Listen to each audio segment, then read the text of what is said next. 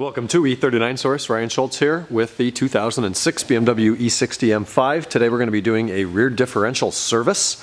That's pretty much just going to include changing out the lifetime fluid. BMW loves to call this stuff a lifetime fluid. It lasts the lifetime of the warranty, and that is it.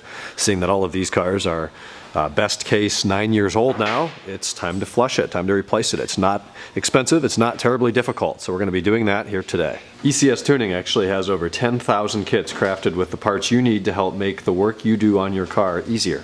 This is one of the basic kits. Comes with 3 different bottles of the fluid that we need, and both a replacement drain and fill nut. If you're watching this video currently, they're running a promotion on all of their kits from February 2nd to February 15th, 2018. So be sure to check out the link below for ecstuning.com and the deals on the kits. If you're not using the already put together order one part and receive everything you need ECS tuning kit for the E60 rear differential DIY today, you just need this stuff. This is Castrol Syntrax limited slip differential 75 W140. We have 3 1/2 liter bottles of it. I'm not sure exactly if we're going to be using all of that, but we'll find out shortly. And then we've got these 2 nuts. They're a female hex nut, so it's going to be a little bit of a different tool for you. Hopefully you have that or can obtain it. I'll get you a size shortly. And you'll need 2 of those nuts, and the part number is here and in the description below, but it's 331175250064. So both the drain and fill bolt are going to be an H14. Looks just like that. It's a small list of tools for this job. Just going to want a 1/2 inch drive ratchet, your H14 bit, a 4, 5, or 6 inch 1/2 inch drive extension, and a 1/2 inch drive breaker bar. Now, if you've got an H14 that's 3/8 drive, that's fine. Make everything else 3/8 drive. I'm just going to go with 1/2.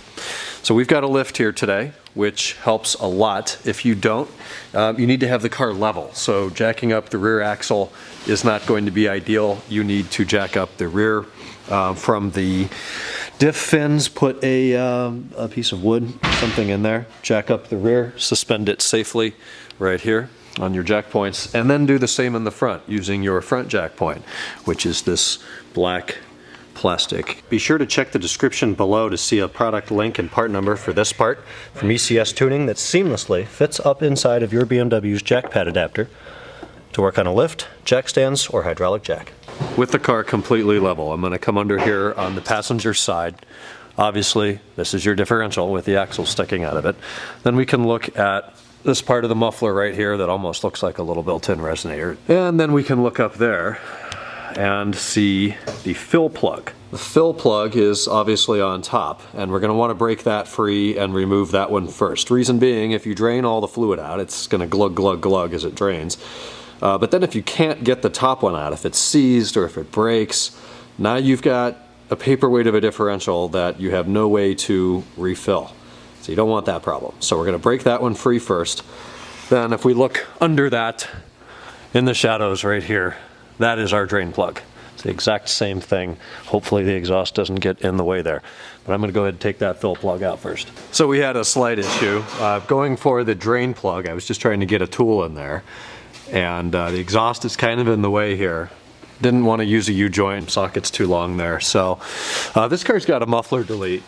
So there's all this room up in here, and the rear tips back here are just held onto that stud with a nut. So I took the nut out, and that gives me just enough room to kind of pull the exhaust down about 1 inch and get the tool on there straight. So obviously now that we've got the fill out right like that, see that fluid doesn't even look bad. I'm wondering if somebody's done it. But with that out of the way, we're going to be able to loosen the drain bolt and let everything drain into a container. Now there should be about 1.2 liters in here. It's not a crazy high amount.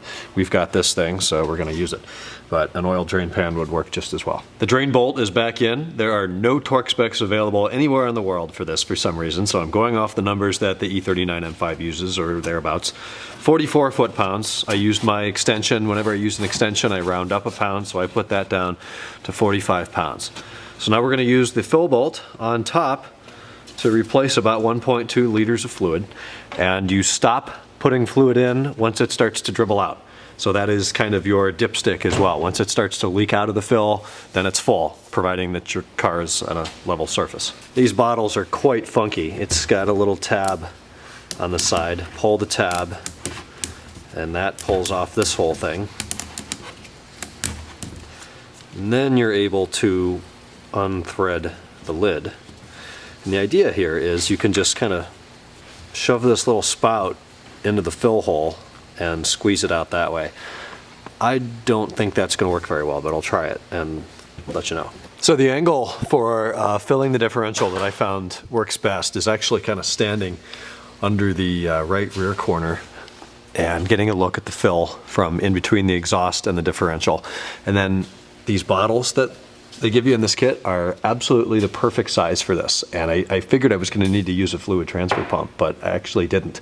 So if you put the bottle up there with the spout on the low side, not the high side obviously, and it's got just enough of a spout on it to insert into the fill port on the differential, and then kind of just pump it slowly until you start to hear air coming out, and then kind of more rapidly, and stand there for a minute and allow it to all come down to the low part and keep squeezing. And it takes, we were able to get this to take about 1.2 to 1.3 liters until it started to drip, and then it was a steady stream for a minute. I did let it drip a little so we don't overfill the differential, but once that got to be very narrow, we didn't want the you know, the inertia and gravity to drain it again. So put the fill bolt in.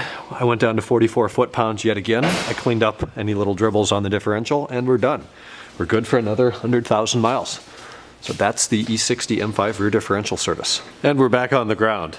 A little bit about kind of a break-in now with that fresh fluid. So it states at operating temperature, so you might want to let the car idle until it's at operating temperature. That doesn't take long with the V10. You want to do 20 tight circles, not donuts, but go do 20 tight circles, 20 to the left, 20 to the right.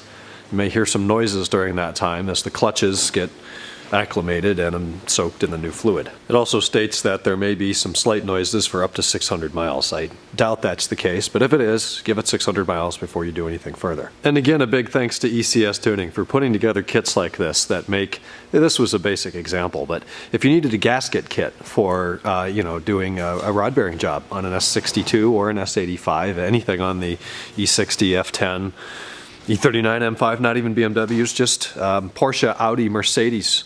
They do it all, and they put together kits for wheel stud conversions, front brakes, rear brakes, all the brakes, suspension jobs, coilovers, you name it. They've got kits together, so you can go and buy one part that comes with everything you need. But thank you for watching this one. We'll talk in the next E39 Source video. Take care.